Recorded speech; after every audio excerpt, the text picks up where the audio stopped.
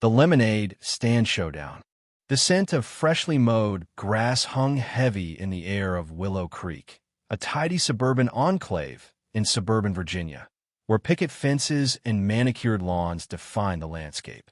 It was a Saturday in late spring, the kind of day that begged for open windows and lazy afternoons. In the driveway of 42, Sycamore Lane, 12-year-old Ethan Carter, a boy with cerebral palsy, was setting up his lemonade stand.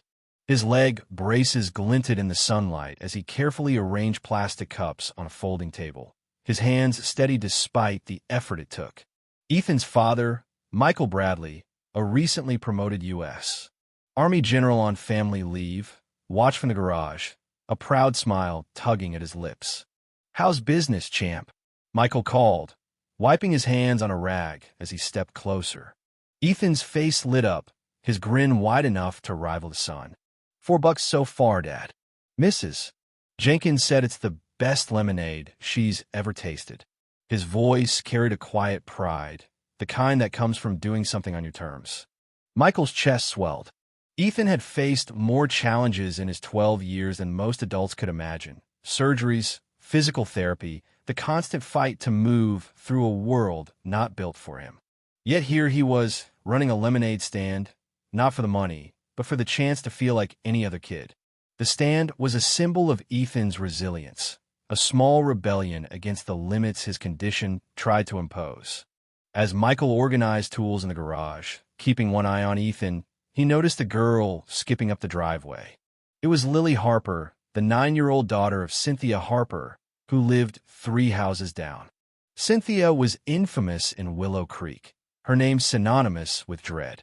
As head of the Homeowners Association's Enforcement Committee, she ruled the neighborhood like a monarch, issuing fines for minor infractions, grass too tall, holiday lights up a day too long.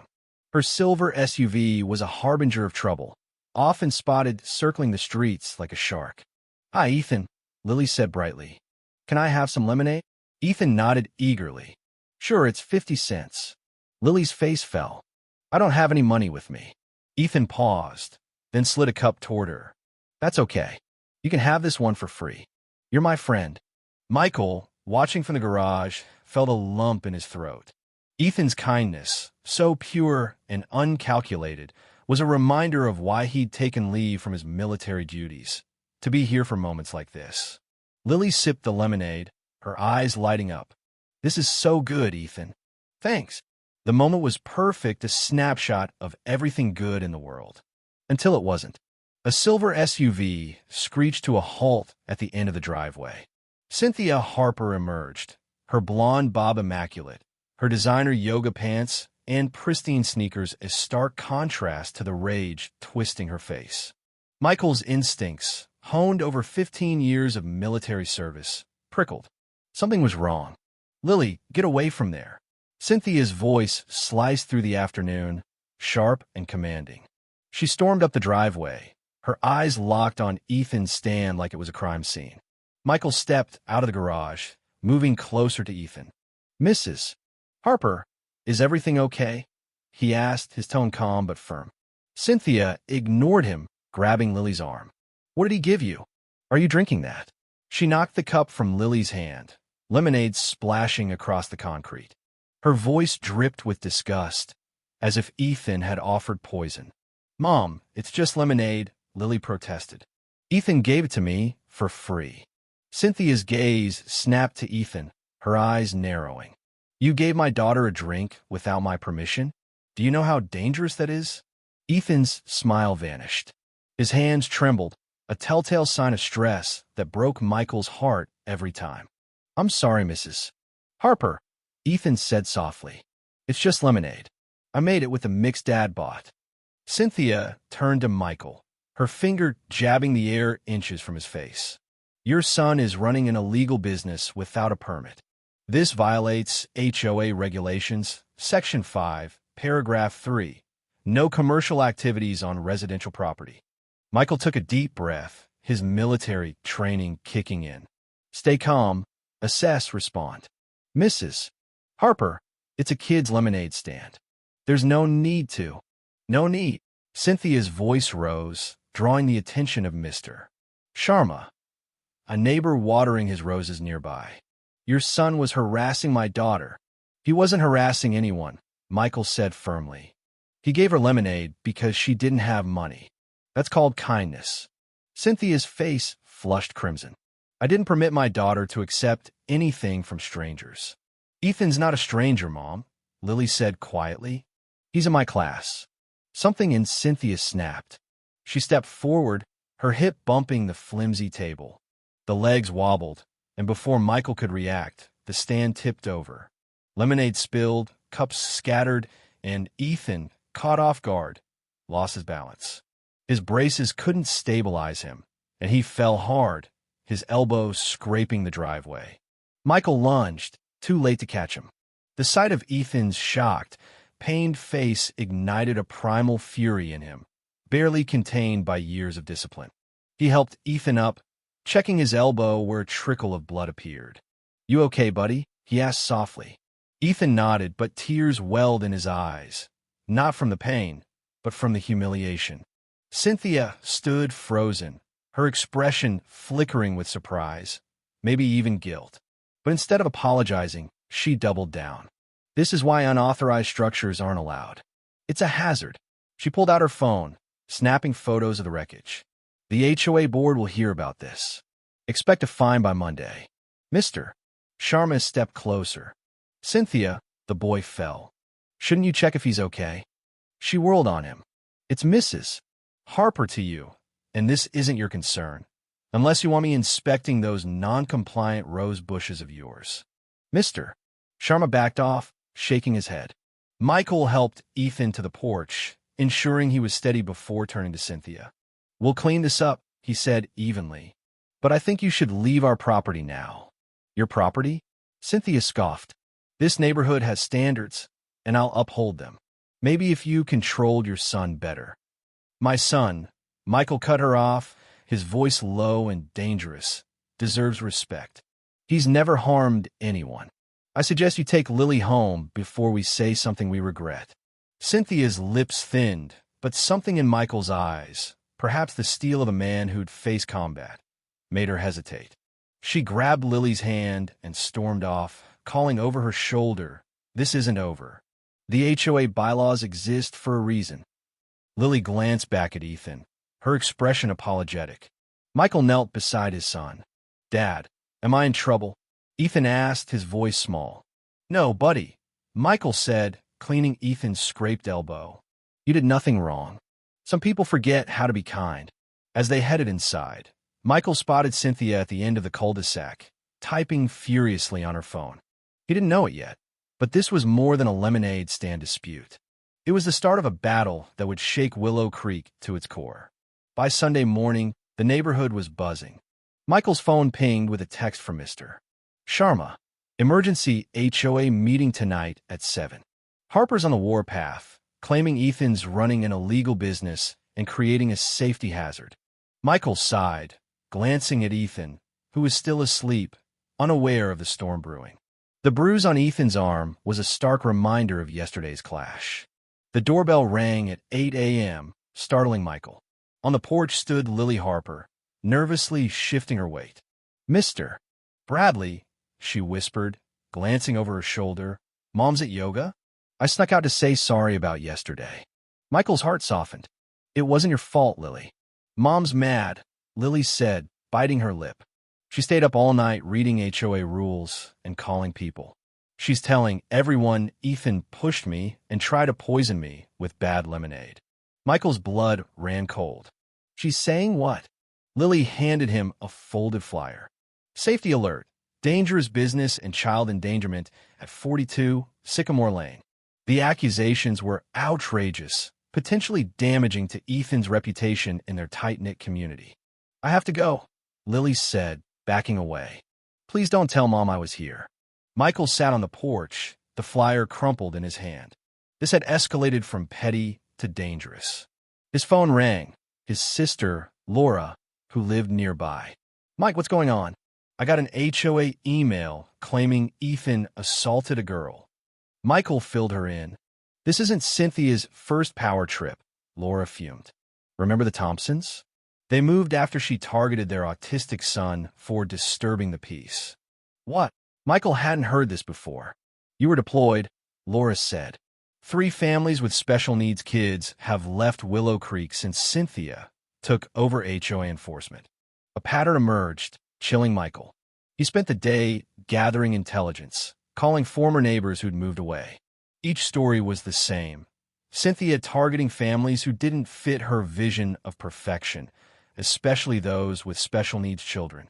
By afternoon, Ethan was up, his resilience astonishing as he helped Michael bake cookies, his favorite activity. Are people mad about my lemonade stand? Ethan asked suddenly, hands covered in dough. Michael froze. Why do you ask? Lily texted me. Ethan said, nodding at his phone. She said her mom's lying about me. Michael chose his words carefully. Some grown-ups make big deals out of small things. Mrs. Harper didn't like your stand, but you did nothing wrong. The community center hummed with tension, the air thick with anticipation as Cynthia Harper launched into her version of events. Her voice carried the practice cadence of someone used to commanding attention, each word laced with indignation. Yesterday at 42 Sycamore Lane, she began clutching a folder of photographs. An unauthorized business was operating in blatant violation of HOA regulations. This stand, run by Ethan Bradley, posed a safety hazard and worse, involved harassment of my daughter Lily. Michael sat motionless, his eyes locked on Cynthia. Her account was a grotesque distortion of reality. She painted Ethan as an aggressive solicitor who'd grabbed Lily's arm, forcing her to take lemonade, and described the stand as a public nuisance that endangered the neighborhood. Gasps and murmurs rippled through the crowd, some neighbors nodding in agreement, others exchanging skeptical glances. When Cynthia finished, breathless from her performance, Mr. Ellison adjusted his glasses and turned to Michael. Mr. Bradley, what do you have to say about these allegations? Michael stood slowly, feeling the weight of every stare. His military training had taught him to command a room without raising his voice, and he used that skill now. Thank you for being here, he said, his tone steady as he made eye contact with various neighbors. I understand your concern for our community's safety, but what Mrs. Harper described is not what happened. Cynthia scoffed loudly, but Michael continued, unfazed. My son, Ethan, who has cerebral palsy, set up a lemonade stand to feel independent. Lily came by without money, and Ethan gave her a free cup of lemonade out of kindness. Mrs. Harper arrived, became agitated, and knocked over Ethan's stand, causing him to fall and injure himself. The murmurs grew louder, a mix of shock and disbelief. Michael reached into his pocket and pulled out his phone. I have something to share, he said, connecting it to the projector. This is footage from my garage security camera, installed last month after a package was stolen. The room fell silent as the video played. It showed the entire incident in stark clarity. Lily's cheerful approach, Ethan's kind gesture, Cynthia's furious arrival, the spilled lemonade, and, most damningly, Ethan's fall as the table collapsed. Cynthia's refusal to help, followed by her snapping photos of the wreckage, drew audible gasps. When the video ended, the silence was deafening. That's been edited. Cynthia sputtered, her face pale. The raw footage is time-stamped and uploaded to the cloud, Michael replied calmly. I'm happy to have it examined by experts. Mr. Ellison cleared his throat, visibly uncomfortable. Mrs. Harper, this is concerning. What's concerning, Michael continued, his voice gaining strength, is the pattern this represents. He distributed a stack of printed emails and testimonials from former Willow Creek residents. In the past 2 years, at least 5 families with special needs children have been driven from this neighborhood through targeted harassment disguised as HOA enforcement. The room erupted. Cynthia's supporters, mostly older residents without children, shouted objections, while others looked disturbed, flipping through the documents. I've reviewed the HOA bylaws, Michael said, raising his voice just enough to regain control, a skill honed from years of leading troops. Section 5, Paragraph 3 prohibits permanent business operations, not temporary children's activities like lemonade stands. Mr. Ellison nodded reluctantly. He's right, Cynthia. It's Mrs. Harper, she snapped, then faltered as chuckles spread through the crowd. Her face reddened, but she pressed on. This man is new here. He doesn't understand our standards. His son, my son, Michael interrupted, his voice deadly calm, is a bright, kind 12-year-old who's overcome more than most adults ever will. He's never harmed anyone. He took a deep breath, the room hanging on his words. I've served this country for 15 years, commanded troops in combat zones, and was recently promoted to general. I know about rules, order, and protecting people. What happened yesterday wasn't protection. It was bullying. A stunned silence fell. Few in Willow Creek knew Michael's rank. He kept it quiet, wanting to be just Ethan's dad. Mr. Ellison blinked. General Bradley? I had no idea. I don't lead with my rank in civilian life, Michael said, but I know about leadership and justice. Good leaders protect the vulnerable, not target them. Cynthia's hands trembled as she clutched her folder, her confidence crumbling. Whispers filled the room, some neighbors nodding in agreement, others glaring at Cynthia. Suddenly, she grabbed her purse and bolted for the exit. You'll all regret this when property values plummet, she shouted before the door slammed behind her. Mr. Ellison adjusted his glasses. I think we've seen enough to dismiss these complaints against Ethan. Meeting adjourned. Neighbors swarmed Michael afterward, some apologizing, others sharing their run-ins with Cynthia. Mrs. Rivera, who lived across the street, squeezed his arm. She's been a nightmare since she became vice president. We're with you. Mr. Sharma nodded. Why do we let her get away with this? Michael appreciated the support, but a hollow feeling lingered. This victory had exposed Ethan to public scrutiny and forced Michael to reveal his military status, something he'd avoided to shield his son from being defined by his father's rank. As he walked home under the streetlights, he wondered if this was truly over or just the start of a new battle. Cynthia didn't seem like someone who'd back down easily. At home, Ethan was still awake, sitting with the babysitter. Did you win, Dad? He asked, his eyes wide. Michael smiled, ruffling his hair. We told the truth, buddy. That's what matters. But the truth had a way of stirring things up. By Monday morning, Michael's phone buzzed with messages from neighbors. Cynthia had sent another email blast, doubling down on her claims and demanding a new hearing. Worse, she'd filed a complaint with the city, alleging Ethan's stand violated zoning laws. Michael's jaw tightened. This wasn't just about lemonade anymore. It was personal. He called his lawyer, a former colleague from his military days, and a friend in city zoning to verify the regulations. Both confirmed what he suspected. A child's lemonade stand was exempt from commercial permits. Armed with this, Michael prepared for the next fight, but a knock at the door interrupted his thoughts. It was Lily Harper again, her face pale. Mr. Bradley, Mom's planning something big, she whispered. She's been on the phone with some lawyer, saying she'll make you sorry. Michael knelt to her level. Thank you for telling me, Lily. That was brave. She's not always like this, Lily said, her voice small. She cries a lot when she thinks I'm asleep. Ever since Dad died. Michael's anger softened, but only slightly. Grief didn't justify cruelty. Go home before she notices you're gone, he said gently. And don't worry, we'll figure this out. After Lily left, Michael sat at the kitchen table, staring at the HOA bylaws. Cynthia's behavior was escalating, and her influence over the board was still strong. He needed a strategy, one that didn't just protect Ethan, but exposed the deeper issues in Willow Creek. His phone rang, Mr. Ellison, the HOA president. General Bradley, there's another emergency meeting tomorrow, Ellison said, his voice weary. Cynthia is pushing for a vote to amend the bylaws and ban all driveway activities. She's got some board members on her side. Michael's grip tightened on the phone. I'll be there. Sir, if I may, Ellison added, Cynthia's got a lot of sway. If you have any documentation about Ethan's condition, it might help.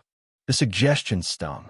Using Ethan's medical records to defend a lemonade stand felt wrong, but Michael knew the game Cynthia was playing. Thank you, Mr. Ellison, he said, keeping his voice even. That evening, Michael tucked Ethan into bed. "Dad, can I still have my lemonade stand?" Ethan asked, his voice tinged with worry. "We'll figure it out," Michael promised, his heart heavy. "Get some sleep." As he closed Ethan's door, Michael's mind raced. Cynthia's actions weren't just about rules.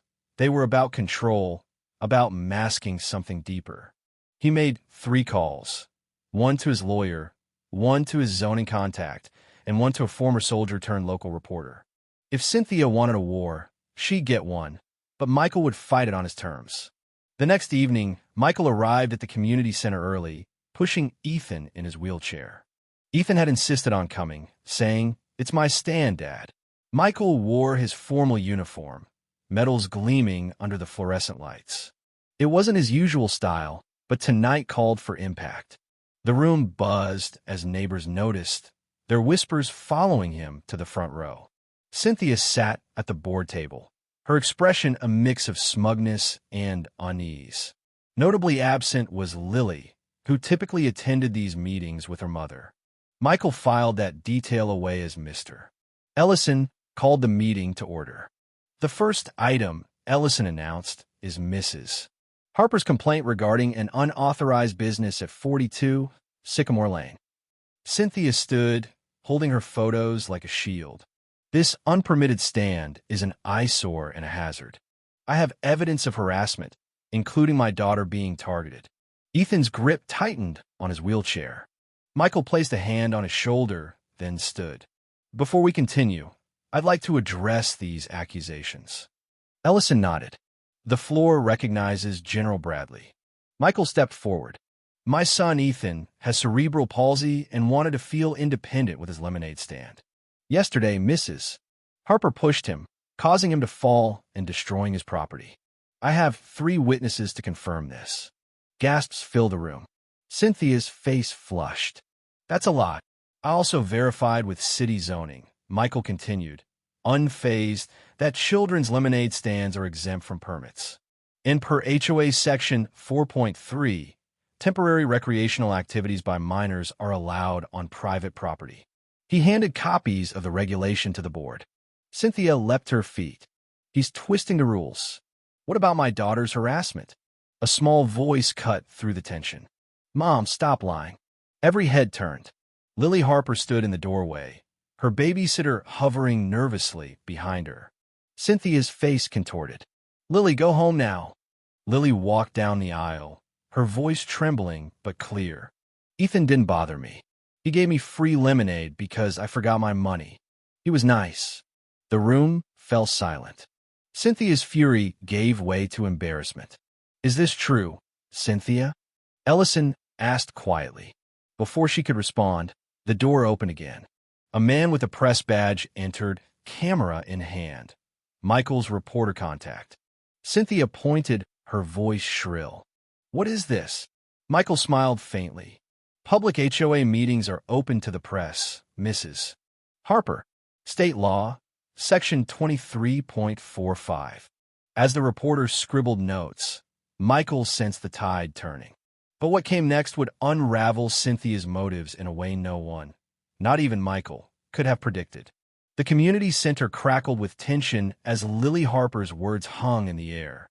Her small frame stood defiant in the aisle, her eyes locked on her mother, Cynthia, whose face had gone from flushed to ghostly pale. The unexpected arrival of the reporter, snapping photos and jotting notes, only heightened the drama. Michael Bradley, standing beside Ethan's wheelchair, felt the shift in the room. This wasn't just about a lemonade stand anymore. It was about truth, power, and the secrets Willow Creek had buried. Mr. Ellison, the HOA president, cleared his throat, his voice unsteady. "Mrs. Harper, we need an explanation. Your daughter's statement contradicts your claims." Cynthia's hands shook as she gripped her folder of photos, her carefully constructed facade crumbling. "This is a setup," she snapped, her voice shrill. "General Bradley is manipulating everyone, twisting the rules to protect his son's illegal operation." Michael remained calm, his military discipline anchoring him. "The rules are clear, Mrs. Harper. Section 4.3 allows temporary activities like Ethan's stand. The city zoning office confirmed no permit is required, and the video evidence speaks for itself. He gestured to the projector, where the security footage still lingered on the screen, frozen at the moment Ethan fell. Neighbors shifted uncomfortably, some whispering, others glaring at Cynthia. Her accusations, once delivered with confidence, now sounded desperate. Before Cynthia could respond, Mr. Ellison raised a hand. "There's another matter we need to address," he said, his tone grave. He clicked a remote, and a projection screen displayed screenshots of an online store called Cynthia's Creations. Photos of handmade jewelry, candles, and home decor filled the screen, each item tagged with a price. "This is an active business operating from 689 Oak Street, Mrs. Harper's home address." The room exploded in murmurs. "Mrs. Rivera stood, her voice sharp. "You've been finding us for Christmas lights while running a business from your house." Mr. Ellison nodded. Section 6.2 of the HOA bylaws prohibits commercial businesses on residential properties without a special permit. No such permit was requested or granted for Cynthia's Creations. Cynthia froze, her eyes darting to the screen. That's just a hobby," she stammered. "It's not a business." The HOA treasurer, Mrs. Coleman, a soft-spoken woman in her 60s, spoke up. "Your tax returns from last year report $46,000 in business income from this hobby." The revelation hit like a bombshell. Neighbors gasped, some shouting in outrage. "She's been shutting down our yard sales to avoid competition." "Mr. Sharma called out. "No wonder she's so obsessed with rules." Michael hadn't anticipated this. He'd come prepared with witnesses, regulations, and video evidence to defend Ethan, but this discovery turned the tables. Cynthia's crusade against Ethan's lemonade stand wasn't about HOA standards. It was about protecting her secret. Ethan, sensing the shift, wheeled himself forward. The room quieted, all eyes on the 12-year-old boy whose courage outshone his physical limitations. "Mrs. Harper," he said, his voice clear despite the effort, "I forgive you. My dad says people are sometimes mean because they're scared or sad about something else." The simplicity of Ethan's words pierced the room. Cynthia's eyes welled up, her makeup streaking as tears spilled down her cheeks. For the first time, she looked vulnerable, stripped of her armor. Lily ran to her mother's side, wrapping her arms around her. "Mom didn't want anyone to know we were poor," Lily said, her voice cutting through the silence. "She's been trying to keep our house." The atmosphere shifted. Neighbors who'd been ready to condemn Cynthia now looked at her with a mix of pity and confusion.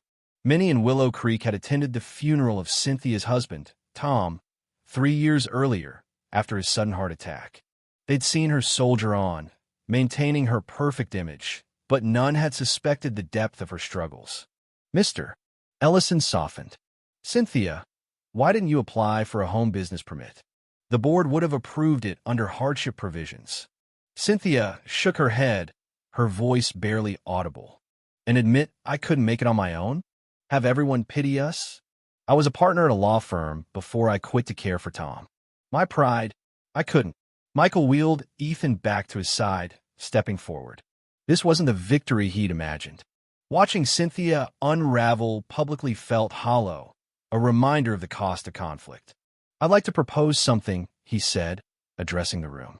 "Willow Creek has no community market or craft fair, unlike most neighborhoods around us.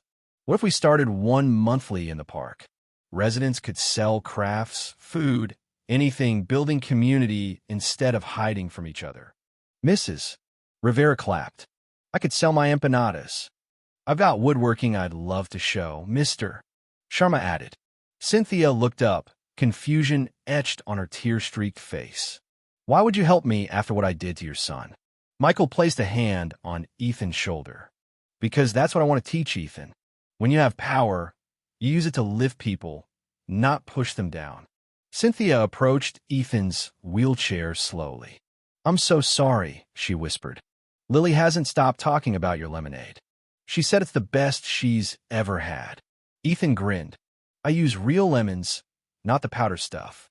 The room chuckled, the tension easing. Mr.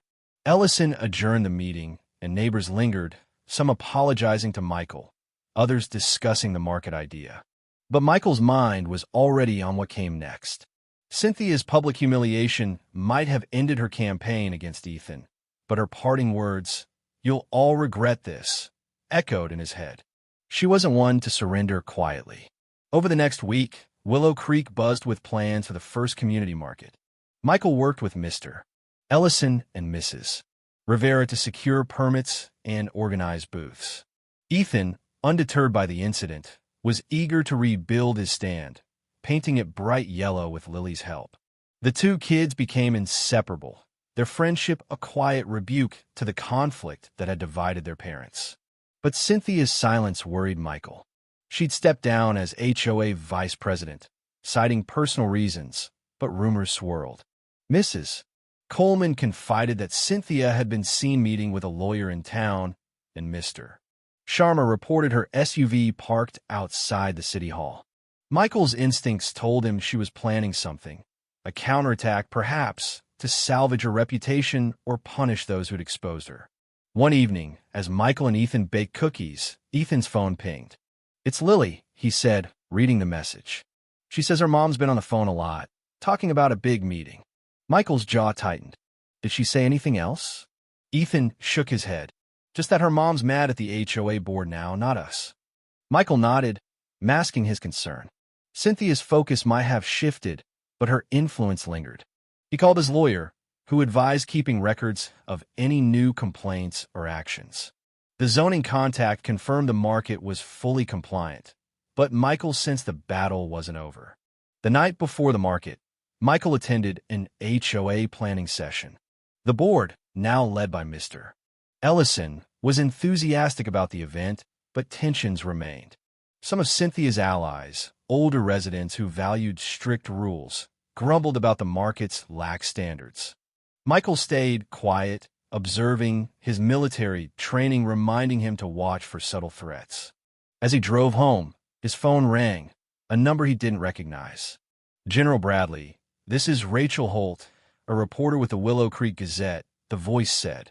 "I'm covering the community market, but I've heard rumors of a bigger story involving the HOA. Care to comment?" Michael hesitated. His reporter contact had already stirred the pot. Too much press could escalate things further. "The market's about bringing people together," he said carefully. "That's the story I'm focused on." Holt pressed. "What about allegations of misconduct by the former HOA vice president?" "No comment," Michael said, ending the call. But the call confirmed his suspicions. Cynthia was rallying support, likely spinning a narrative to paint herself as the victim. He needed to stay one step ahead. The morning of the market dawned bright and clear.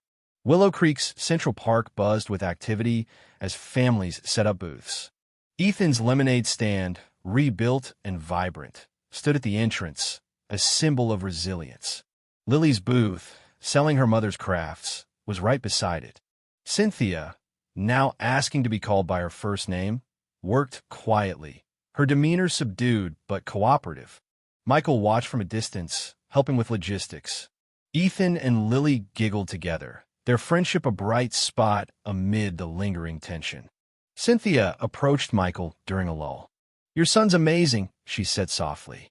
"He's taught me more in 2 weeks than I've learned in years." "He has that effect," Michael replied, a warm pride swelling in his chest. "The board voted last night," Cynthia added. "They want you to consider running for vice president." Michael laughed. "I've had enough of giving orders for a while. But I'll help with the market." As the day unfolded, the market drew hundreds, neighbors, local businesses, and even families from nearby towns. Mrs. Rivera's empanadas sold out in hours, and Mr. Sharma's wooden carvings drew a crowd. Ethan's lemonade was a hit, with a line stretching across the park. Michael felt a rare peace, watching his son shine. But late in the afternoon, a man in a suit approached Michael, handing him a letter. "This is a cease and desist notice," the man said, "filed on behalf of Cynthia Harper, alleging the market violates city ordinances." Michael's heart sank. He scanned the document. Legal jargon claiming the market lacked proper permits. A clear attempt to shut it down. Cynthia, helping at Lily's booth, avoided his gaze. The battle wasn't over after all. The Willow Creek Community Market pulsed with life, the park alive with laughter, chatter, and the clink of coins changing hands. Ethan's lemonade stand, its bright yellow paint gleaming, drew a steady stream of customers, his grin infectious as he poured cups with care. Beside him, Lily Harper manned her mother's craft booth, selling Cynthia's handmade jewelry with a shy pride. For a moment, it seemed Willow Creek had found its heart, the wounds of the past weeks healing under the spring sun. But the man in the suit, clutching a cease and desist letter, shattered that illusion for Michael Bradley. Michael scanned the document, his military-honed focus cutting through the legal jargon. The letter, filed by a lawyer on Cynthia Harper's behalf, claimed the market violated city ordinances due to improper permitting and posed a public safety risk. It demanded that the event shut down immediately or face legal action. Michael's jaw tightened. Cynthia's apology, her cooperation at the market, it had all been a facade. She was striking back, and this time, she'd gone for the heart of the community. He glanced at Cynthia, who was rearranging necklaces at Lily's booth, her eyes studiously avoiding his. The crowd around them was oblivious, savoring the market's success, but Michael felt the familiar prickle of an impending battle. 15 years in the Army had taught him to recognize an ambush, and this was no different. Mr.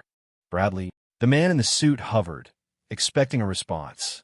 "Thank you," Michael said evenly, folding the letter. "I'll review this with my attorney." The man nodded and left, weaving through the crowd. Michael slipped the letter into his pocket and returned to helping with logistics, unwilling to let Cynthia's move disrupt the day. Ethan, pouring lemonade for Mrs. Rivera, caught his eye. "Dad, everything okay?" he asked, his voice tinged with worry. Michael forced a smile. "Just grown-up paperwork, buddy. Keep serving that lemonade." But his mind was racing. The market's permits had been meticulously secured. Michael had triple-checked with his zoning contact and the city. Cynthia's claim was likely baseless, but legal battles, even frivolous ones, could drain time, money, and goodwill. Worse, it could scare neighbors away from future markets, unraveling the unity they'd built. He needed to act fast. As the afternoon wore on, Michael discreetly called his lawyer, Sarah Coleman, a sharp former JAG officer who'd served under him years ago. "Send me the letter," Sarah said, her voice calm but focused. "Sounds like a desperation play. I'll check the city's records and draft a response by tomorrow." "Thanks, Sarah," Michael said. "I need this squashed before it spooks the neighborhood." Next, he texted his zoning contact, who confirmed the market's permits were airtight. "No ordinance violations," the contact wrote. "She's bluffing, but I'll dig into her lawyer's history. Might be useful." Michael nodded to himself. Intelligence was key, and he was gathering it. But Cynthia's motives gnawed at him. Why risk this now? After her public humiliation, was it pride, revenge, or something deeper? He watched her interact with Lily, her movements stiff, her smiles forced. Lily, oblivious to her mother's scheming, handed a customer a bracelet, her face glowing with pride. The contrast was stark, Cynthia's bitterness against her daughter's innocence. The market wound down as the sun dipped low, booths packing up amid satisfied chatter. Ethan counted his earnings, $87, a record, while Lily helped him stack cups. "We're going to do this again, right?" Ethan asked, his eyes bright. "Absolutely," Michael said, ruffling his hair, but the letter in his pocket weighed heavily. That evening, after tucking Ethan into bed, Michael sat at the kitchen table, the cease and desist letter spread before him. His phone buzzed, a call from Rachel Holt, the Gazette reporter. "General Bradley, I've got a tip," she said. "Cynthia Harper's been meeting with a developer, Pinnacle Properties. They're eyeing Willow Creek for a commercial project, and word is she's pushing to destabilize the HOA to make the land more attractive." Michael's pulse quickened. "What kind of project?" "Strip mall, maybe condos," Holt said. "They need a chunk of the neighborhood, but the HOA's strict covenants make it tough. If the board looks weak or divided, Pinnacle could swoop in." Michael leaned back, pieces clicking into place. Cynthia's obsession with control, her targeting of non-compliant families, it wasn't just personal. She was laying groundwork, perhaps unknowingly at first, for a bigger payoff. The market, with its community spirit, threatened that plan by strengthening the neighborhood's resolve. "Thanks, Rachel," Michael said. "Keep this quiet for now, but I'll need your help soon." "Count on it," she replied. The next morning, Michael met Sarah at a coffee shop to strategize. She'd reviewed the letter and confirmed it was flimsy, full of vague threats but no specific violations. "She's banking on intimidation," Sarah said, sipping her latte. "The city won't back her, but we need to counter publicly to kill this." Michael nodded. "I want the neighbors to know the market's safe. And I want Cynthia's developer ties exposed." Sarah raised an eyebrow. "You've got dirt." "A lead," Michael said. "I need you to dig into Pinnacle Properties. If Cynthia's working with them, it explains a lot." Sarah grinned. "I love a challenge. Give me 48 hours. Back home, Michael found Ethan sketching designs for a new lemonade stand sign. "Dad, can Lily come over to help paint it?" he asked. "Sure, buddy," Michael said, but his mind was elsewhere. He texted Mrs. Rivera and Mr. Sharma, asking them to rally neighbors for an informal meeting before the next HOA session. If Cynthia was escalating, he needed the community united. That afternoon, Lily arrived, her backpack stuffed with art supplies. As the kids painted, Michael overheard their conversation. "Mom's been weird," Lily said, dipping her brush in blue paint. "She's always on the phone, saying stuff about fixing everything." Ethan shrugged. "Maybe she's just stressed. My dad says grown-ups get like that." Michael's heart ached for both kids, caught in a conflict they didn't create. He stepped outside to call Mr. Ellison, who sounded exhausted. "Cynthia's demanding a special HOA meeting tomorrow to address the market," Ellison said. "She's got a petition with 20 signatures, mostly her cronies." "Let her have her meeting," Michael said. "But I'll be there, and I won't be alone." The next evening, the community center was packed again, the air thick with anticipation. Cynthia stood at the front, flanked by 2 board members who'd sided with her. Her lawyer, a slick man in a tailored suit, sat nearby, a stack of documents in front of him. Michael arrived with Ethan, Mrs. Rivera, Mr. Sharma, and a dozen other neighbors, their presence a quiet show of strength. Mr. Ellison opened the meeting. "Mrs. Harper has requested this session to discuss alleged violations by the community market." Cynthia's lawyer stood, his voice smooth. "The market at Willow Creek Park operated without proper city permits, creating liability risks. We filed a cease and desist order and are prepared to escalate to litigation if necessary." Murmurs spread. Some neighbors looked worried, others skeptical. Michael stood, his uniform absent this time. He was here as a neighbor, not a general. "Mr. Ellison, may I respond?" Ellison nodded. "The floor is yours, General Bradley." Michael faced the room. "The market's permits were approved by the city. I have copies here, along with confirmation from the zoning office that no ordinances were violated." He passed documents to Ellison, who scanned them and nodded. Cynthia's lawyer frowned, caught off guard. "That doesn't address the safety concerns." "Safety?" Mrs. Rivera interrupted, standing. "The market was the safest, happiest event this neighborhood's seen in years. The only hazard was Mrs. Harper pushing a disabled boy." The crowd erupted, some cheering, others shouting in defense of Cynthia. Ellison banged his gavel. "Order, please." Michael raised a hand, silencing the room. "There's something else you should know. Mrs. Harper has been meeting with Pinnacle Properties, a developer interested in Willow Creek. A divided neighborhood, a weakened HOA. That's what they want. Shutting down the market is just the start." Gasps filled the room. Cynthia leapt to her feet. "That's a lie. I've never." "I have emails," Michael said calmly, holding up a folder Sarah had delivered that morning. Correspondence between Mrs. Harper and Pinnacle CEO, discussing opportunities if the HOA's covenants are relaxed. The room exploded again. Cynthia's lawyer whispered urgently in her ear, but she shoved him away. "This is a witch hunt," she cried. "I'm trying to protect this neighborhood." Lily, who'd slipped into the back with her babysitter, stood suddenly. "Mom, stop it," she said, her voice trembling. "I heard you on the phone. You said the market was bad for business." Cynthia's face crumpled, her defiance collapsing. The room fell silent, the weight of Lily's words sinking in. "Mr. Ellison cleared his throat. "Mrs. Harper, I think we need to review these allegations thoroughly. This meeting is adjourned." Neighbors swarmed Michael, some outraged, others shaken. Cynthia fled, her lawyer trailing behind. But Michael knew this wasn't the end. The developer angle had changed everything, and Pinnacle wouldn't back off easily. He needed to protect the market and Willow Creek before Cynthia's next move. The fallout from the HOA meeting rippled through Willow Creek like a shockwave. Cynthia Harper's ties to Pinnacle Properties, exposed in front of a packed community center, had stripped away her last shred of credibility. Neighbors who'd once feared her now whispered about her betrayal, while others grappled with the revelation that their quiet suburb was a target for developers. Michael Bradley, standing amidst the chaos, felt no triumph. The victory was bittersweet, tainted by the knowledge that Cynthia's actions had nearly torn the community apart, and that the fight wasn't over yet. The next morning, Michael woke to a flood of messages. Mrs. Rivera reported that Cynthia's SUV hadn't been seen since the meeting, and Mr.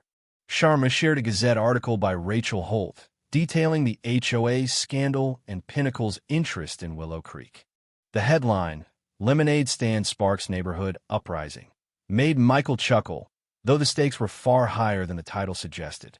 Ethan, eating cereal at the kitchen table, looked up. "Dad, are we in a newspaper?" "Sort of, buddy," Michael said, ruffling his hair. "But it's about the whole neighborhood standing up for what's right." Ethan grinned. "Can we do another market? Lily wants to sell bracelets again." Michael's heart swelled, but the cease and desist letter, still unresolved, loomed large. "We'll make it happen," he promised, though he knew it wouldn't be easy. He called Sarah Coleman, his lawyer, who'd been digging into Pinnacle Properties. "Good news," Sarah said. "The cease and desist is toothless. The city's permits are ironclad, and Pinnacle's lawyer is backpedaling. But there's more. Cynthia signed a consulting agreement with Pinnacle 6 months ago.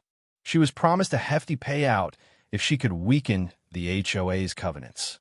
Michael's jaw tightened. So she targeted Ethan's stand to create chaos? "Exactly," Sarah said. "It was a test case to rile up the neighborhood, make the board look incompetent. She didn't expect you to fight back like you did." "What's our next move?" Michael asked. "I'm drafting a countersuit for defamation and harassment," Sarah said. "It'll hit Cynthia and Pinnacle hard. But you need to keep the community rallied. If Pinnacle senses weakness, they'll push harder." Michael nodded. "I'm on it." He organized a meeting at his house that evening, inviting keen neighbors, Mrs. Rivera, Mr. Sharma, Mrs. Coleman, and Mr. Ellison. Over coffee and Ethan's homemade cookies, they strategized. "We need to show Pinnacle that Willow Creek won't budge," Michael said. "The market's our strongest asset. It proves we're united." Mrs. Rivera slammed her fist on the table. "Let's make the next one bigger. I'll get every food vendor I know to join." Mr. Sharma nodded. "I'll talk to the local artisans. We'll fill the park." Mr. Ellison, looking less weary than usual, agreed. "I'll propose a permanent amendment to the HOA bylaws, protecting community events like the market." Cynthia's allies on the board are quiet now. They know they're outnumbered. As the group planned, Ethan and Lily, painting signs in the living room, overheard. "Can we help with the big market?" Ethan asked, his eyes bright. Michael smiled. "You two are the stars of this show. We'll need your lemonade stand front and center." The next week was a whirlwind. Neighbors rallied, spreading word about the second market through flyers, social media, and word of mouth. Local businesses donated supplies, and the Gazette ran a follow-up story, framing the market as a stand against corporate greed. Michael worked with Sarah to file the countersuit, targeting Cynthia for her false accusations against Ethan and Pinnacle for attempting to manipulate the HOA.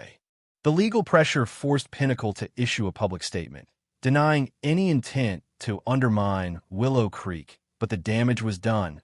Their credibility was shot. Cynthia, meanwhile, had gone silent. Her house was dark, her SUV absent. Lily, staying with a neighbor during Cynthia's personal leave, confided to Ethan that her mother was really sad but won't talk about it. Michael felt a pang of sympathy, but Cynthia's actions had consequences. She'd hurt his son, divided the neighborhood, and nearly sold out Willow Creek for personal gain. Forgiveness was one thing. Accountability was another. The day of the second market dawned crisp and clear. Willow Creek's park transformed into a vibrant festival, with over 40 booths stretching across the grass. Ethan's lemonade stand, now adorned with a hand-painted sign reading Ethan Val Lily's Lemonade, stood proudly at the entrance. Beside it, a new booth sold Cynthia's crafts, managed by Mrs. Rivera, who'd volunteered to keep the proceeds for Lily's future. It was a small gesture, but it showed the neighborhood's willingness to move forward without malice. The market drew hundreds, families, local officials, even a TV news crew tipped off by Rachel Holt. Mrs. Rivera's empanadas vanished in record time. Mr. Sharma's carving sold out, and Ethan and Lily's lemonade line snaked through the park. Michael, coordinating logistics, paused to watch his son pour a cup for the mayor, who'd stopped by to show support. Ethan's grin was brighter than the sun, his confidence unshaken by the past month's turmoil. Midway through the day, Mr. Ellison took the stage, a makeshift platform near the park's gazebo. "Willow Creek," he announced, "you've shown what community means." Today, the HOA board unanimously voted to protect our market with a new bylaw, ensuring no one can shut it down. The crowd cheered, but Ellison raised a hand.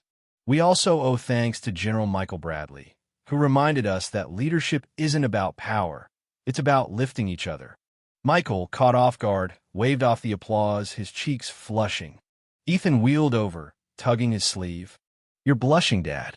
"Quiet you," Michael teased, ruffling his hair. As the market wound down, Michael spotted a familiar figure near the edge of the park. Cynthia Harper, dressed in a plain sweater, stood alone, watching the crowd. Her face was bare of makeup, her eyes red-rimmed.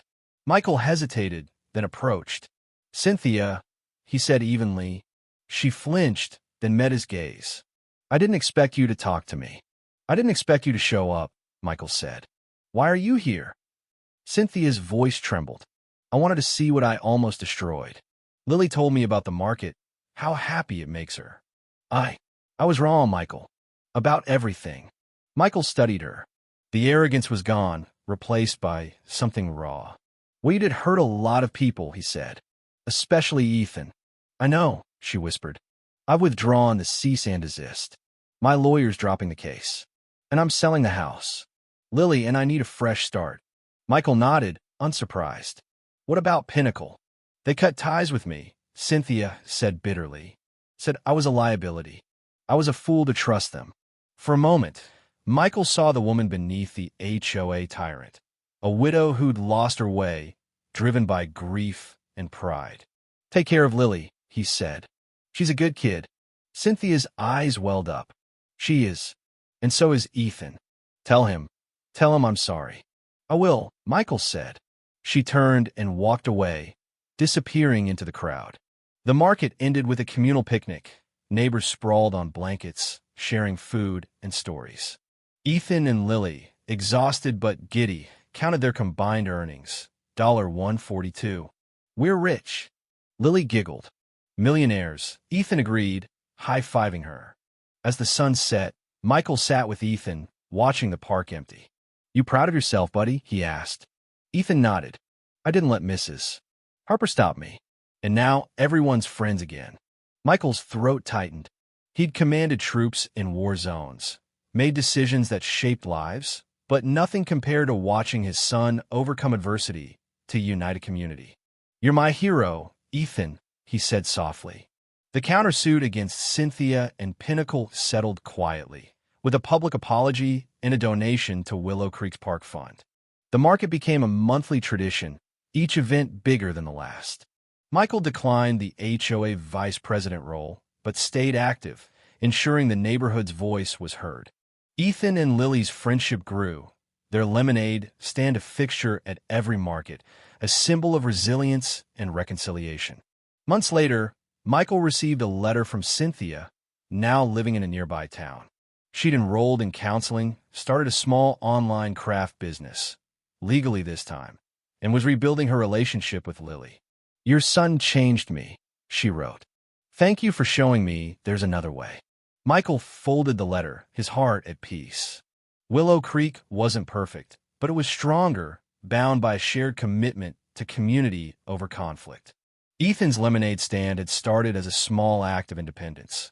It ended as a movement that reminded everyone what mattered most. As Michael tucked Ethan into bed that night, he thought of the battles they'd faced, not just with Cynthia, but with the world that often underestimated his son. "Dad," Ethan mumbled, half asleep, "can we make strawberry lemonade next time?" Michael laughed. "Anything you want, champ." The greatest victories, he realized, weren't won with rank or force, but with kindness, courage, and the stubborn belief that even the smallest stand could change everything. What do you think? This story began with a simple lemonade stand and grew into a battle against bullying, injustice, and corporate greed. How do you feel about the themes of bullying and injustice in everyday life? Have you faced similar challenges in your community or seen someone stand up to unfair treatment? Share your thoughts in the comments below. We'd love to hear your perspective and what you do in Michael or Ethan's shoes.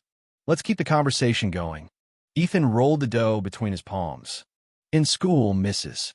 Carter says when people are mean, it's usually because they're sad or scared about something else." Michael smiled faintly. "That's pretty wise, Ethan." "Lily says her mom cries a lot since her dad died," Ethan added. "Maybe she's just sad."